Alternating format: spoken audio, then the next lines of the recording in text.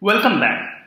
So we have been looking at recurrence relations and how to solve recurrence relations using generating functions. So to quickly recap, so recurrence relations is basically a sequence of numbers where the initial set of numbers are given and the nth term of the sequence is given as a function of the previous terms. Now, recurrence relations is used extensively in various subjects. We have seen how recurrence relations can be used to model counting problems and how one can try to solve recurrence relations. So there have been some of the examples that we looked at, and for some of them we have managed to give you ideas how to solve them. So the first idea was to guess the solution and then prove by induction. Now, of course, if you can guess the solution, then proving by induction is a very simple technique. But the main question is, how do you guess the solution?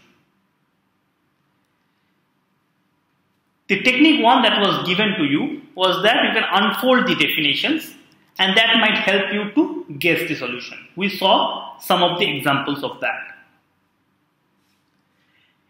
But then there are some problems. For example, this one, which is the Fibonacci number, where guessing the solution is pretty complicated. And one of the reasons to believe that it is complicated is that the actual formula of Fn will come out to be this number, which is something that's of course scary enough, and hence one don't expect to guess this such a formula by itself. The other one is if the formula has something like this floor or ceiling or some kind of stuff like that, in which there doesn't exist any nice guesses. But in the second case, one can use or one can prove some upper bound and lower bound, and that might be good enough for us. And in fact, we can use the asymptotic notations of big O, big omega, theta, small omega, small o, and sim to come up with asymptotic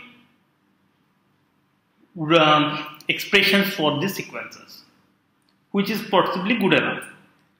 For example, one way of going about this example is you first guess the mn for some n, which is some good n. For example, here we saw that we can guess it for n equals to power of 2, and then here mn does become something like n log n, and you prove that mn equals to theta of n log n, and you do it by proving using induction to prove an upper bound and a lower bound separately. Now, this is good if the formula again has some nice expression for some particular n. We saw some master theorem which kind of helps us to identify the formula or guess the formula when the expression is of a particular kind. But what do we do when we have a formula like this? F0 equals to 0, F1 equals to 1. So F0 equals to 1, F1 equals to 1, and Fn equals to Fn minus 1 plus Fn minus 2. Now, when it is of this kind, problem is that there is no easy way to guess it. How do you guess Fn?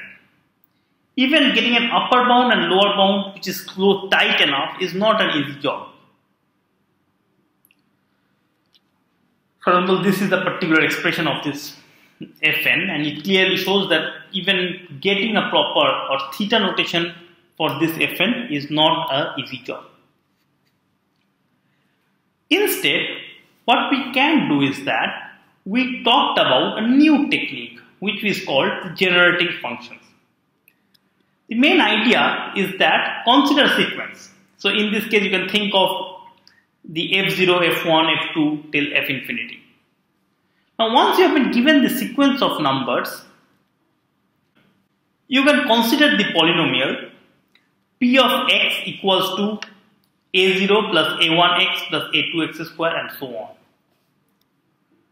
So in other words, P of x is summation of an x power n. Right? Now this is a polynomial. And here, this is called the generating function for the sequence a0, a1 to a infinity. Now, so I have done nothing. I have converted the generating function into a polynomial.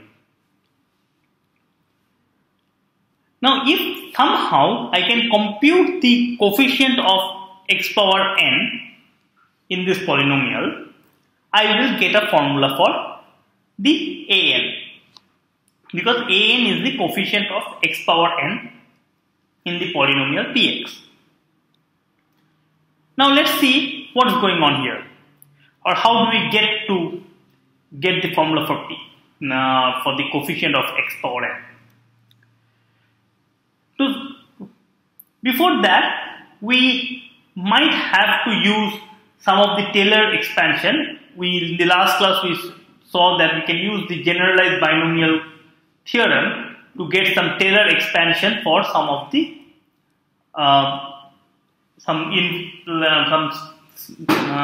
from functions like 1 plus x power minus 1 or 1 plus x 1 minus x power minus 1 and so on. And we will be needing it in due course for this thing. Now let's see how do we use the formula for this expansion. Say this is a simple one. We start with a simple one, and slowly we will handle the more and more difficult recurrences. So this is a simple recurrence. a0 equals to 2, a1 equals to 3 times an minus 1.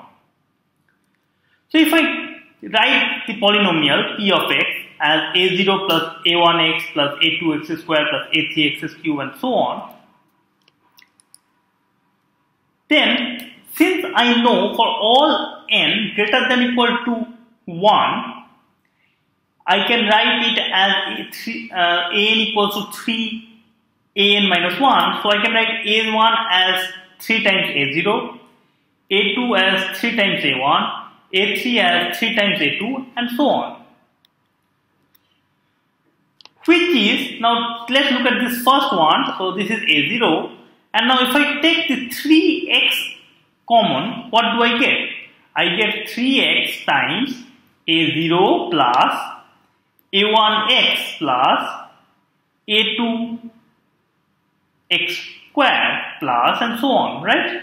So this is of course the polynomial that we are looking at. So I get a0 plus 3x times px. So in fact what I am doing is that I am writing the polynomial in an equation where I am using the given recurrence to write this one, right? So this is very crucial. So I first write down the polynomial and then I write the polynomial using recurrence but using some nice trick. So by doing so, I get a formula. Namely, I can take this minus 3x px in the right hand side. I get 1 minus 3x times px is equals to a0, right? Or in other words, px equals to a0, which is in this case 2 by 1 minus 3x. So px was some polynomial which was written abstractly using the recurrence or the sequence a0 to a infinity. But now I have written px as a polynomial that doesn't have anything to do with the recurrence any longer. Now, remember this Taylor expansion that we did? We had 1 minus ax whole power minus 1 is 1 plus ax plus a square x square plus a cube x cube and so on. So by putting the value of 3x here, what do I get? So we get that, so this is 1 minus x, 3x power minus 1, right? 1 by this one. So it is 2, which is this 2, and 1 by 1 minus 3x is 1 plus 3x plus 3 square x square plus 3 cube x cube and so on. Right? You can see that here I have used the Taylor series expansion of 1 minus 3x power minus 1. And by doing so, I now know what is the coefficient of x power n. Here the coefficient of x power 3 is 3 power 3 cube. Coefficient of x square is 3 square. So coefficient of x power n is 3 power n. So in other words, coefficient of x power n is 3 power n times this 2, which is 2 times 3 power n. And hence this helps us to solve the whole recurrence relation. So we have used an abstract form known as the generating functions while first writing a polynomial, then trying to use the recurrence to get an equation for the polynomial, and then writing the polynomial using some Taylor series expansion, which helps us to identify the nth coefficient, which is my desired thing that I want to do. Right? So we will see it how to write it down formally once. So a formal proof, you have this one. So the p of x is summation of a n x power n. So px is equals to a0 plus n is greater than or equals to 1. In that case I get an, which is 3 times an minus 1. This is where I have used the recurrence relation, which means I can take 3n out, 3x out, so I get a0 plus 3x into summation an minus 1 x power n minus 1, n is greater than 1. Now I can change the base for this sum, so since n is greater than 1 and this I have both n minus 1 and n minus x minus 1, so that means this is exactly n equals to 0 an x power n, which means this one is polynomial. So this is of this n a0 plus 3x times px. And so we have 1 minus 3x equals to px times a0. That means px equals to 2 by 1 minus 3x. And by Taylor series expansion, we can see that the px equals to 2 times 3 power n x power n, which means an equals to 2 times 3 power n. So this is the formal proof for solving this recurrence relation an equals to 3n minus 1. Now this is not a recurrence relation. So I mean, you could have solved this recurrence relation in some other way. There are different ways of solving this recurrence relation. But I wanted to use this recurrence relation to show you how generating functions can be used to solving it. In the next 2 video lectures, we will see how this generating function technique can be used to solve way more complicated recurrence relations.